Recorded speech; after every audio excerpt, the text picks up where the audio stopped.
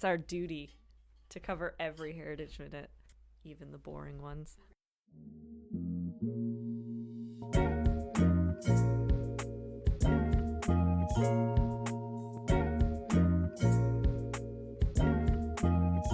Hi everyone, welcome back to the Minute Women Podcast. My name is Grace. And I'm Linnea. Oh, we're back. We're back. Gosh, it still feels like for us, even though this is in the future and episodes have been coming out, we're still in our hiatus. So it feels a little special. It is to special. Be in the studio. It's always special to be in the studio with Linnea, but it's just special to be here with you, Grace. You said that so it sounded so insincere. Special. You're just so special. I mean it. I really mean it. I really mean it.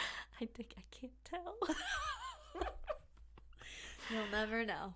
And we also just filmed our first episode of Have You Got a Minute? So yeah, if you've got a minute, that went over well. Yes, and if you've got a minute, go listen to it right now. You should go over and check it out. Listen to the cool stuff we talked about. We talked about Thunder Bay, the podcast, and we also talked about Come From Away, the musical. And what else should be musicals in Canadian history? Yeah, let us know what your favorite musical Heritage Minute is. Please. But that's not what we're talking about today. It's not. Today we are talking about something much more dry, Linnea. Okay. You know, we have a duty on this podcast to cover all Heritage Minutes, including the boring ones that you do not remember. I'm going to take a sip of water. I'm going to put my fun pants on. And I'm ready to go. We're going to need all of your creative juices flowing to make this exciting. Today, I'm excited. We are talking about J.S. Woodsworth and the creation of the old age pension. Thrilling. Yeah. Thrilling stuff. Yeah, a Heritage Minute That's a really old minute, is it not? Yes, it is an old one. Basically, it is Woodsworth and another politician in a meeting with William Lyle Mackenzie King. Yeah, who looks like Mad-Eye Moody from the Harry Potter series. You're not wrong. The hairpiece well, I assume it's a hairpiece. Because if it's not, then that guy just needs to just let it go. Just like, you know, sometimes you just gotta let it go. And that dude should have shaved his head. Oh, God. It's like such straggly brown hair, which I don't even know if that's not what I envision William Lyle Mackenzie King looking like. I imagine William Lyle Mackenzie King to look like any actor who plays Winston Churchill. Yes. Or Winston Churchill himself. Yeah, but like similar enough to Winston Churchill that he looks like someone who would play Winston Churchill. Yeah, that's true. I don't really have a definitive, unless you're on a bill, which I guess William Lyle Mackenzie King is, but not a bill I hold. Oh, yeah. 50. He's on a 50. I was like, not ones that I come across very much. He's not on the 20. If you're not on the 10, the 5, or the 20, I'm not going to know who you are. And only one of those is still a prime minister. So yeah, we're screwed. Yeah. Wilfrid Laurier, I remember what you look like. Everybody else, you're dead to me. Literally and figuratively. But basically they go in, they have a meeting, and they're like, William Lyle Mackenzie King is like, you should join my cabinet, because they're in the Labour Party. And they're just like, no, we're just here for the old age pension.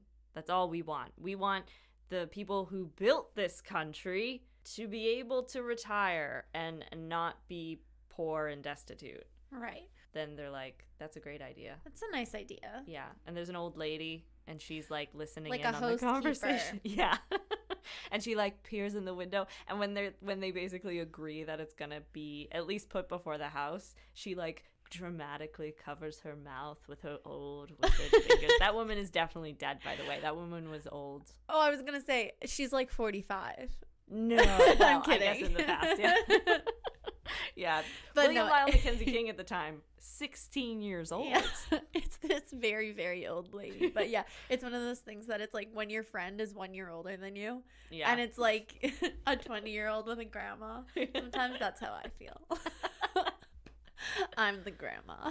Currently, we are only 1 year apart in age. Right now, yeah. Right now. The sweet period where we're only one. Yeah, just one. But yeah, that's basically the Heritage Minute. It's not overly dramatic or exciting. Right. And nor is particularly the life of J.S. Woodsworth. But you know what? We got to talk about him because that's what we do on this podcast. In the minute, yeah, is he the reporter guy? or is he the guy who's like, no? No, so he's the main guy with like the white hair. Okay. Who's talking to William Lyle Mackenzie King. Also old. Who looks like a toad. Yeah. Or Mad-Eye Moody. Yes. Yeah, everybody around that table is old except for the reporter, really. Yeah.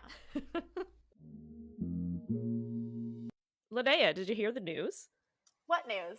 We have been nominated for a Canadian Podcasting Award. No way. And it's in the Outstanding Adult Podcast category, alongside some other amazing love and sex podcasts. Well, I mean, that makes sense. We are the sexiest history podcast Canada has ever seen or heard. I completely agree. If you are in the podcasting industry, head over to canpodawards.ca/award to vote for Minute Women. With your help, we can officially become Canada's sexiest history podcast. Bow, chicka, wow, wow. But yeah, do you want to get into it? I do. Do you want to learn about old age pensions? I sure do. And middle of the road. Like, he's not fun because he's not like a revolutionary. No. But he believes in like left-wing politics. So he's really just like a politician. Old age pension, super left-wing. That's a super left-wing policy. It's true. I'm not saying I disagree with it. I'm just saying it's that's good. like, it's good, but yeah. That's something the right would never come up with. You mean you're not contributing to capitalism? Dead to me. Yeah, exactly. Why have we not rounded up these people and murdered them yet? Exactly. Especially at that time. James Shaver Woodsworth. That is his full name. Shaver. Spell that Shaver. for me. As you think it is spelled. Shaver. Weird. So Schaefer is apparently a name, and that's what my stepdad, Paul, and you've met Paul. He's a pretty reasonable man. He's a high school principal. He's respected. He's a nice in guy. Circles. in certain circles. He told my mom on I don't even think they were dating because they were working together before they were dating. And he just mentioned that his firstborn son would be named Schaefer. And that's why your mom had a girl on purpose. But as a 15-year-old, when they were pregnant, and I thought my mom, and they didn't know the sex, they chose not to find out, I would cry and pray. And I'm not an overly, super religious person, but I was like, please, whoever's listening, don't let this baby be a boy, because I cannot have a little brother named Schaefer. To the two Schaefers who listen to our podcast, we apologize, but I'm sorry. So it was just a thing for me. Yeah. As we discussed in our last episode, I cried when I found out my brothers were boys. Yeah.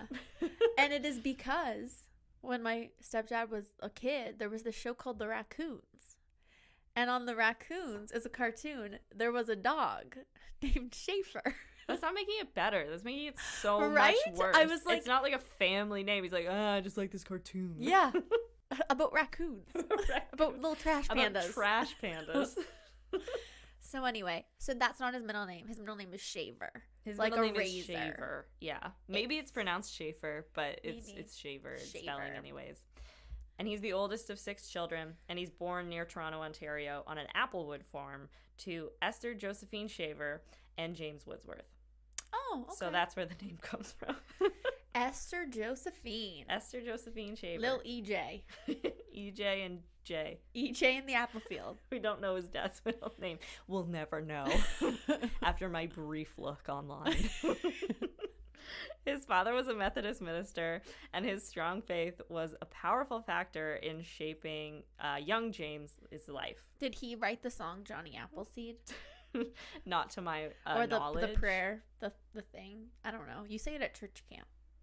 I've never went to church camp. Me either. I just know this is a thing. How do you know that? Is it the kids would come back from church camp and they'd sing it? Were you jealous of the kids that got to go to church camp? Yeah. My mom was like, we don't know. No, Linnea. No, you don't want to go to that. You do swimming lessons.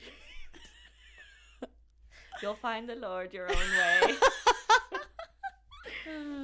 Praying that my sister wouldn't be a boy at 15. My come to God moment.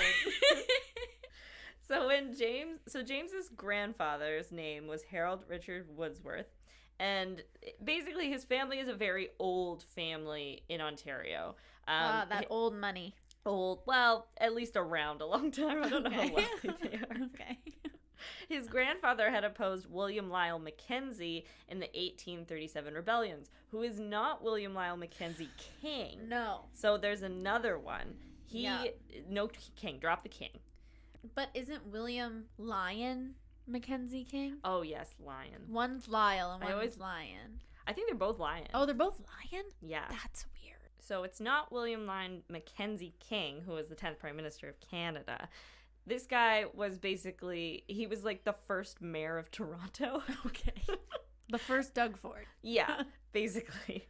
He had lost his seat in the 1836 provincial election and became very disillusioned with the government structure of Upper Canada, which caused him to lead the Upper Canada Rebellion in 1837. Yeah. And J.S.'s grandfather was like, no to all that bullshit. No. So basically the Woodsworth family has been around for a long time, but because they opposed this event, that forced the family to move to Brandon, Manitoba. Oh. This is where in 1882 his father became a superintendent of Methodist missions in Western Canada. Okay.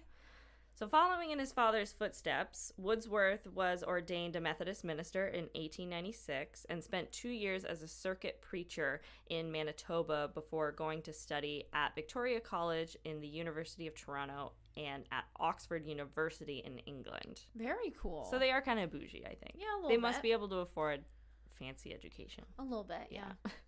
While studying at Oxford University in 1899, he became interested in social welfare work. During his stay, the Second Boer War broke out, which was fought between the British Empire and two independent Boer states, the South African Republic, or the Republic of Transvaal, and the Free Orange State, which, side note, has the dumbest flag in the world. Okay. Would you like to? I would love to see it. If anyone's interested in flags, where is it?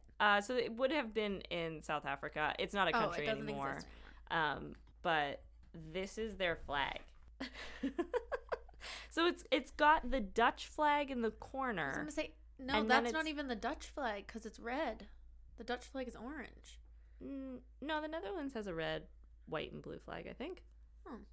But then they have the orange and white stripes that are not thinner than the stripes of the Dutch flag. And that is the weirdest looking flag I've ever seen. So it's like the American flag in that it has like where the stars would be up in the corner, but then it's got stripes and then it just has a bunch more orange stripes. It's very weird. Yeah, it's like the American flag in principle. In execution, way worse. Yeah. Like a lot worse. But anyways, the Boer War is fought between these countries. And Woodsworth was immersed in discussions about moral values of imperialism. So at this point, a lot of colonial philosophies are being criticized by people. They're like, this is bad. Look how many people are dying.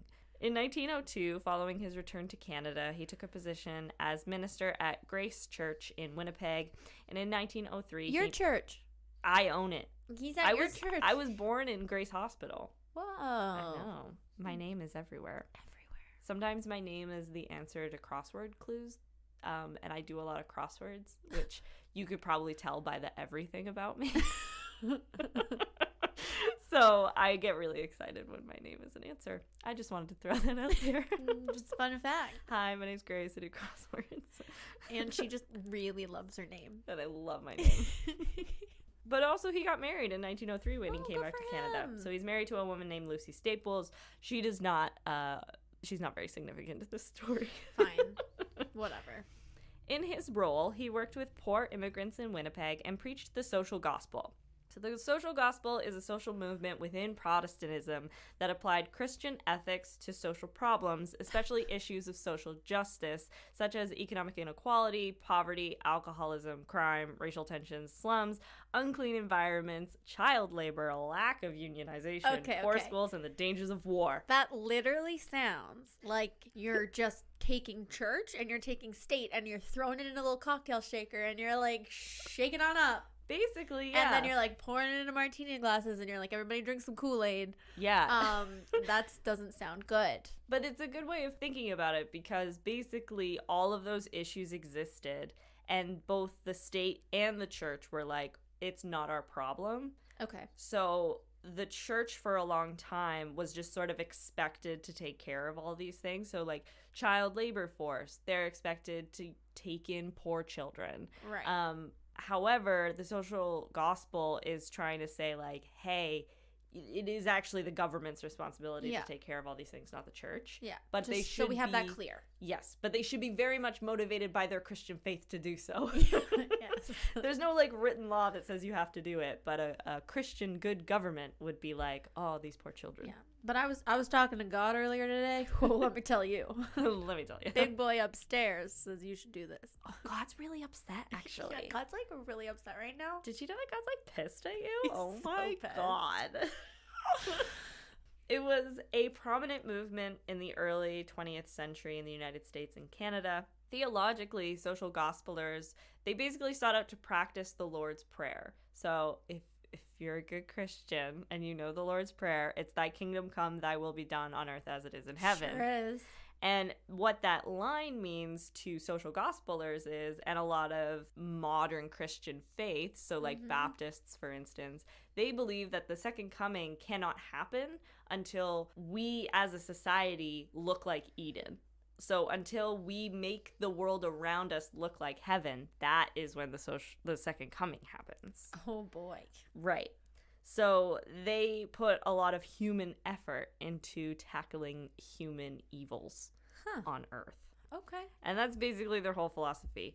It's great in theory. In practice, it means it's a lot of like middle-class white people being like, black people are really poor, and that's crazy. You know what we should do? Segregate black people away from white people. It doesn't always work out the way you think funny. it is. That is not funny. It is funny that someone could ever think that way out loud. Yes. No, we're not.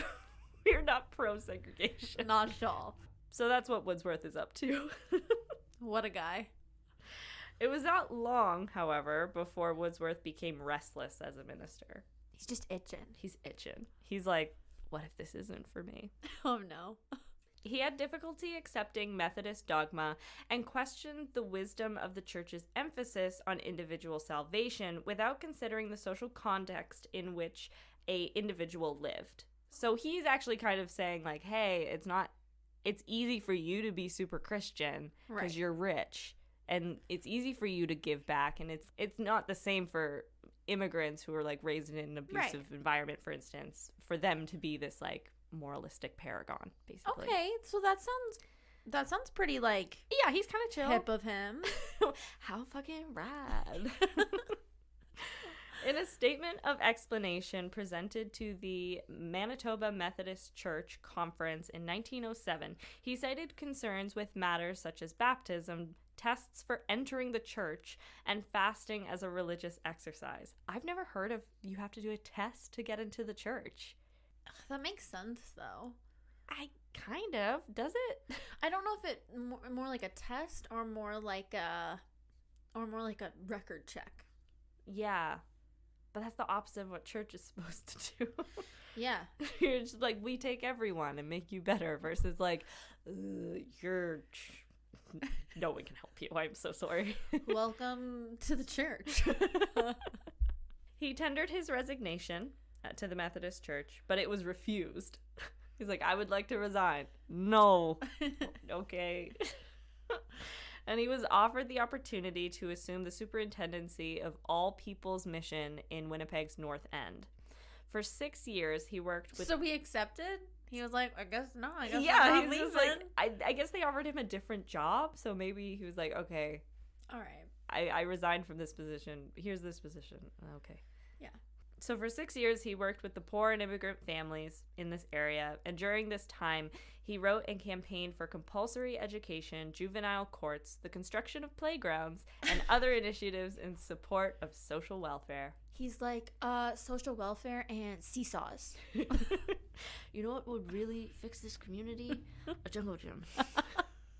Have you ever heard of monkey bars? They're wicked. They're wicked. Crazy.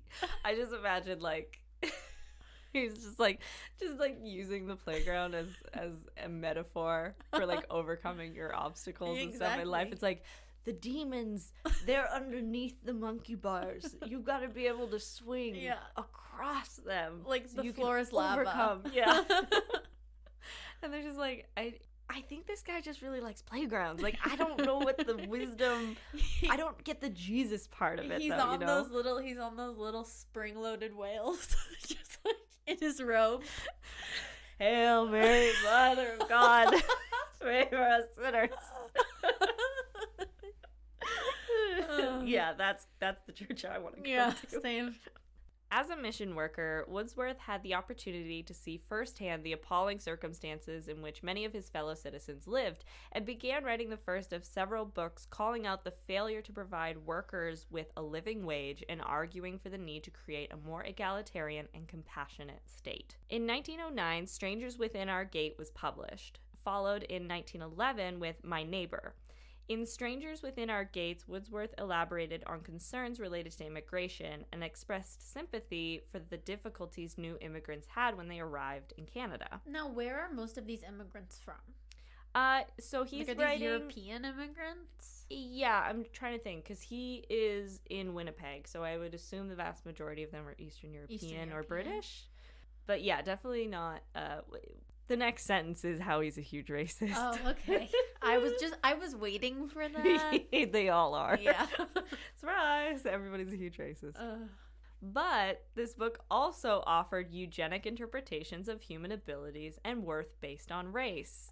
The organization of the book reflects his perception of the hierarchies. So the early chapters focus on Great Britain, the United States, Scandinavia, Germans, and then the later chapters focused on, and I'm gonna use a word that is not kosher, but it's just a warning to people, Italians. That's the word I was talking about. And it's not the word. Levantine races, I don't even know what that means.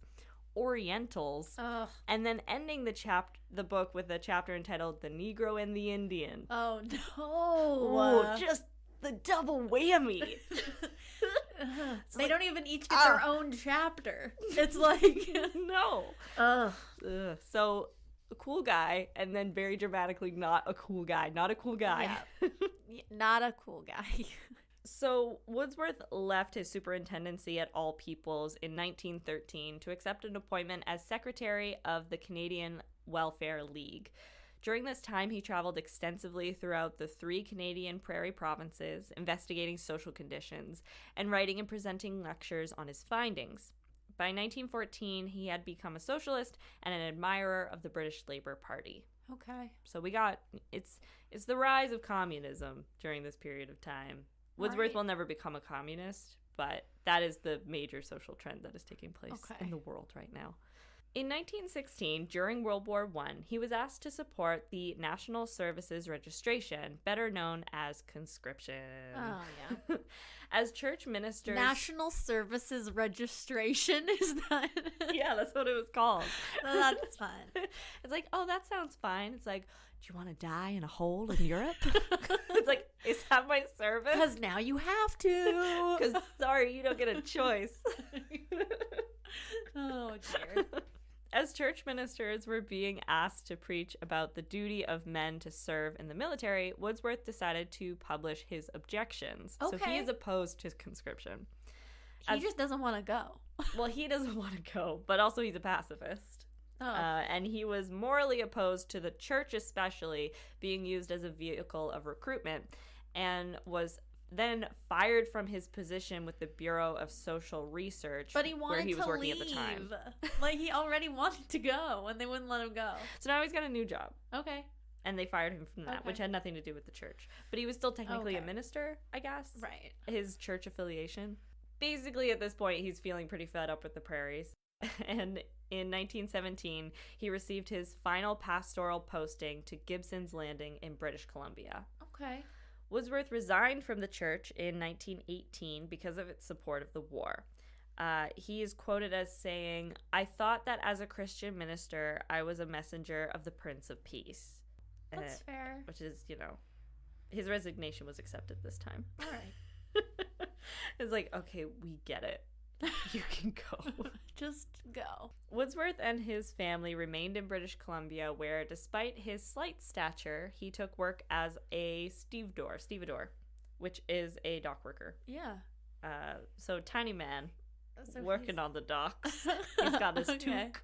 One time I went to school at St. Mary's during my master's. One time I went once. I went to school. And I didn't leave until I graduated. So that's why I was there only once.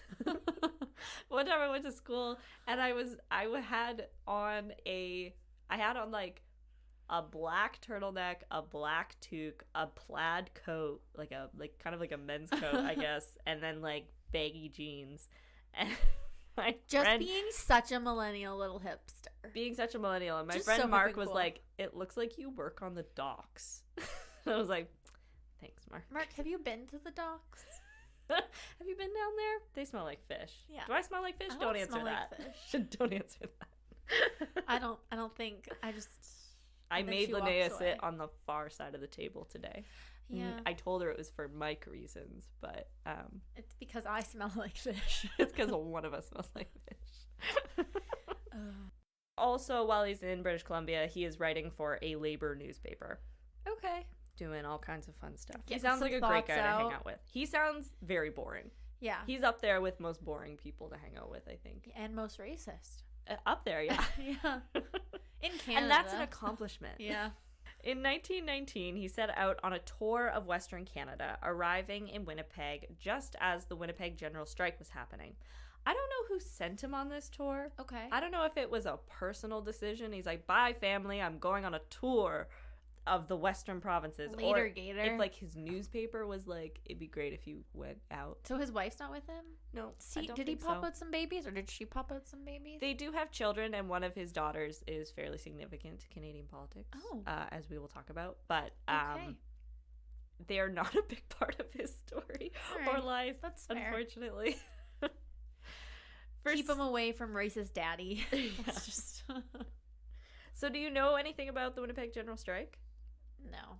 It's a pretty important moment in Canadian history. I will say I am really bad for knowing quite a bit of general knowledge about Atlantic Canadian That's history. fair. But I am very, like, what I know about Canadian history out west literally comes from Heritage Minutes, and that I did a unit on Louis Riel by choice in, like, grade 9 history. Like, we had to pick someone from somewhere else, and that's, like, it. That's all I got. So tell me about it. Well, today we're going to learn. I'm excited. So for 6 weeks, Yeah. from May 15th to June 26th, more than 30,000 strikers June 26th? That's my birthday. That's your birthday. And they ended it on your birthday. They were like, They're like, this is a You know, holy day. a couple, like 80 years from now, this girl's going to get bored and she's not going to want us to be striking. Just stop. Linnea broke the strike. All right. More than 30,000 strikers brought economic activity to a standstill in Winnipeg, Manitoba, which at the time was Canada's third largest city. In the short term, the strike ended in arrests, bloodshed, and defeat, but in the long run, it contributed to the development of a stronger labor movement and the tradition of social democratic politics in Canada. Woodsworth, he ultimately went there and began presenting addresses at the strike meetings. So he's there, he's like in the throes of it. And he's like, "Oh, cool. I didn't know this was going to happen today, but I'm glad I'm here. This little tiny man. Good thing I have all these speeches." Whips out like a bunch of paper, like, he's just like, I'm ready. If I need to, like punch a guy out, good thing I got all this paper with me. Because he's like, my stature ain't gonna do it. It's not going to do it. I I'm need just a little weapons. man. Working on the docks has not helped building any muscle. The Royal Canadian Mounted Police and Winnipeg Special Constables charged into a crowd of strikers demonstrating in the center of Winnipeg, killing 2 people and injuring 3 on what is now known as Black Saturday, which was June 21st, 1919. Woodsworth led the campaign of protest against this action. Ooh. So he wasn't there, but then later in the day, he was like, "We will not stand for this. That wasn't cool. That was not chill, guys." The editor of the strike bulletin, Western Labor News, was arrested and charged with seditious libel. Woodsworth took over the duties, and after just a week, he too was arrested and charged with the same thing. Oh, buddy. Oddly, his seditious libel took the form of quoting from the Bible. So he uses a Bible quote in an article. He used the quote, "Woe unto them that decree unrighteous decrees." And then they arrested him for that, which is extra funny because it's the whole Bible quote is saying like, fuck people who are like gonna, arresting, like, oppress, who are like calling out people unrighteously. Yeah. And then he gets arrested for calling them out. Silly people. But anyways, he was released on bail after 5 days imprisonment, and the charges were never filed. Which it must be something to do with the fact that he was arrested because of the Bible quote, because other strike leaders would serve years imprisonment for similar activities. So it doesn't really explain why. Maybe he is just well connected enough, and they I guess he's known in Winnipeg to some extent. They're like, no, we can't keep this guy in prison. Yeah. That'd be bad. His involvement with the strike further established Woodworth's credentials with the labor movement and propelled him to a 20-year tenure in the House of Commons as Winnipeg MP. Oh. He also affirmed his belief in the importance of social activism. Good for him. It's good to get out there. Go knock on some doors. Bang some heads together, make some friends. Yeah. Start a political career. Friends are cool. Friends are good. Yeah. Woodsworth briefly returned to British Columbia in 1920 to run as a Federated Labour Party candidate in Vancouver in the provincial election. He received 7,444 votes, but was not elected. Oh. A very specific number. 7,444? Yeah. And then he returned to Winnipeg. He's like, these people just don't like me. And he went back to Winnipeg. He's like, I have no friends here. I just wanted to make friends. He became involved in organizing the Manitoba Independent Labor Party. I really thought you were going to be like, he became involved in organized sports. And I was like, oh, good for him. And when That's how you make friends. When you said that, I thought you were going to say that. I thought that you said that he said crime. That he was involved in organized crime. He joined the mob. Yeah. Manitoba mob. He's part of the Maple Syrup Mafia. Yeah. The biggest tie-in that we've ever done. But no, he just became part of organized. The organizing. Oh. The Manitoba Independent Labor Party. Not as exciting, but continue. Yeah, ILP for short. ILP. A replacement for the locally based moderate Dominion Labour Party. Okay. The ILP had a platform modeled on the British Labour Party and the slogan, "Human needs before property rights." It does not have a ring to it. It doesn't really have a ring. It doesn't really seem like I've never lived in a world where we're really fighting over like one or the other. Well, I mean, I think it just doesn't sound like a slogan. No. It's just words. Yeah. It doesn't like hurrah. Like how do you chant to that? Human needs before property rights. Human needs before property rights. Ooh. In December 1921, Woodsworth was elected to the House of Commons in the riding of Winnipeg Centre under the banner of the Independent Labour Party. This district was abolished before the next election, being rolled into the new Winnipeg North Centre. He served in the House of Commons for the next 20 years until his death. So he's elected in 1921 to the House of Commons, and he will remain in the House until he dies. Good for him. The first bill he proposed concerned unemployment insurance. Even though he was informed by the clerk of the House of Commons that the bills involving federal spending had to be presented by the government, he nonetheless continued to press his case for better labor legislation. Okay. So he's already kind of bad at his job. They're like, you're not allowed to propose a bill like that. He's like, but what if I do anyway? Like, I don't understand what you're saying, so I'm just going to do it. But I like it. Yeah. It took me a long time to do. Do you mind? I know, listen, it's like when you like pass in a paper late and it's already, they won't count it for points. Yeah. It's like, I totally understand, but I worked really hard on it and it would be great if you just like looked at it. They're like, no, I'm sorry, it's too late. I can't. But like I formatted it. I can't count it for points though. But I added. You don't have to look at the bibliography. Just look at the page. Can you just take a look at it? Okay. I mean, I can mark it. It's not going to count for points though. Can you just look at Okay, yeah. Just look at it. Just look at it. So they looked at it? I mean, he just keeps shouting about it. Okay. So I guess they're like talking about it, but it's not a bill. Right. He's not allowed to present that bill. Right. He also pursued constitutional reform, but was unsuccessful in an attempt to have single transferable vote systems adopted for federal elections. Okay. So single transferable vote systems, I have a whole spiel written about it. It's basically like a ranked ballot, like when you can say 1, 2, 3, 4 instead of like how yes to this person and no one else. How are provincial, federal, municipal, how our municipal elections are? Maybe you're municipal, not mine. Maybe not. Maybe I'm wrong. I'm wrong. I like that kind of ballot because it allows you to like, it takes away the argument of I'm going to vote for the Liberal Party because I know the NDP won't win and I don't want to waste my vote. That's definitely how our town elections are in the town of Woodsworth. Okay. That's for nice. Town councilors. That's nice. So you just like rank them and then like 5 get selected, but there's usually like 12. Right. And so then it's like whoever had the most votes points overall. Yeah. That's what he is recommending. Cool. But evidently it does not go through because we still have first past the post. Yep. In 1936, the government set up a committee to discuss constitutional reforms, but the first past the post electoral system was not replaced. And Woodsworth was an unflagging advocate for the worker, the farmer, and the immigrant during all of these conversations. But not black people. No. Or indigenous people. No, he's like, them. the worker. It's like, but what about black men working?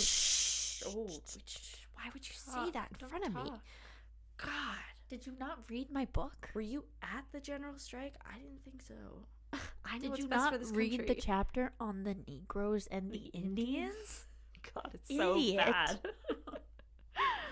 So, back in 1929, Woodsworth was a keynote speaker at the annual conference of the Student Christian Movement of Canada. Of course he was. I'm sure it was a great time. Thrilling. A fledgling social justice movement founded in 1921.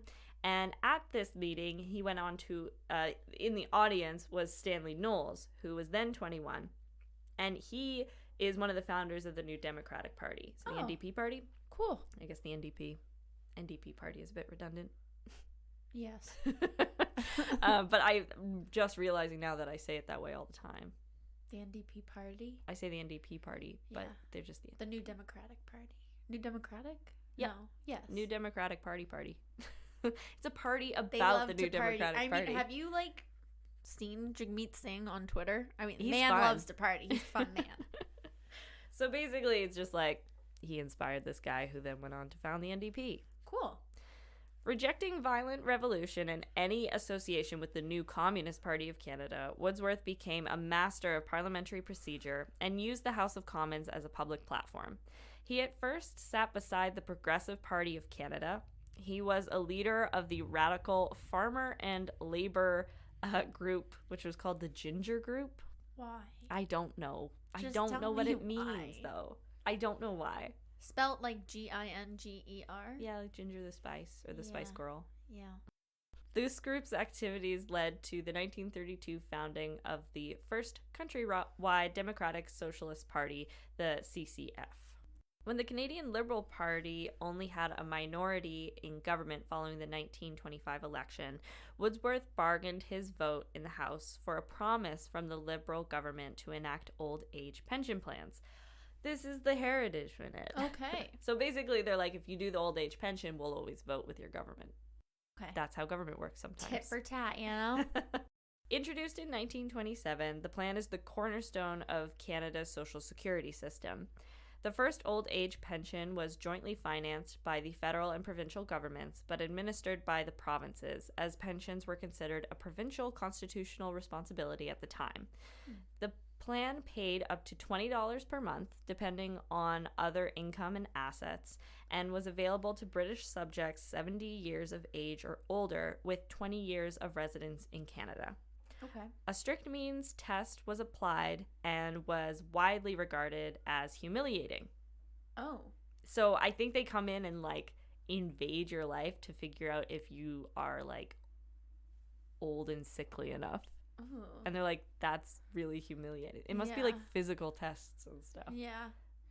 5 jumping jacks. And then they're just like, God, you're old. God, I hope I die at the age of 60. Yeah. Anyways. In 1932, Woodsworth toured Europe as a member of the League of Nations Assembly in Geneva. So he got to do the, League of Nations stuff. That's cool. That's fun. After most of the world went into the Great Depression, Woodsworth and the ILP joined the various provincial farmers, laborers, and socialist groups in 1932 to found a new socialist party, the Cooperative Commonwealth Federation, so the CCF. Oh, that's cool. Woodsworth was its first leader, and Woodsworth said, "I am convinced that we may develop in Canada a distinctive type of socialism. I refuse to follow slavishly to the British model or the American model or the Russian model. We in Canada will solve our problems along our lines." Yeah. I respect it. Yeah. In 1933, the CCF became the official opposition in British Columbia. In 1934, the party achieved the same result in Saskatchewan. One of its founding groups, the UFA, was government in Alberta. So they're gaining popularity pretty quickly. In the 1935 election, 7 CCF members of parliament were elected to the House of Commons. None of the UAF MPs were re-elected. The CCF received 8.9% of the popular vote. The CCF, however, was never able to seriously challenge Canada's party system, which was then dominated by the Liberals and the Conservatives. Shocker. It's almost like things haven't changed. At all.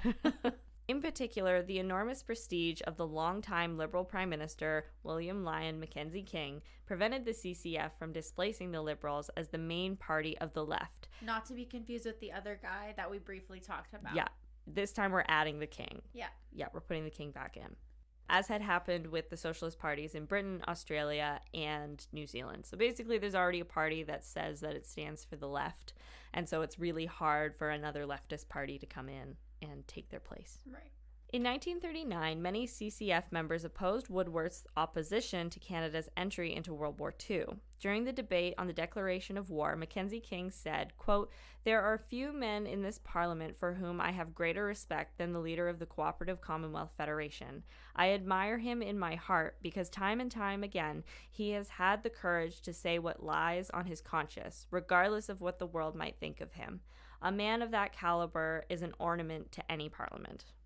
What he's referring to is the fact that Woodsworth was almost the only person who opposed Canada's entry to World War II. Like, when they did the vote, he was the only person who voted against it. I was like, that's a bad idea. Yeah. Everybody else was like, let's do it again.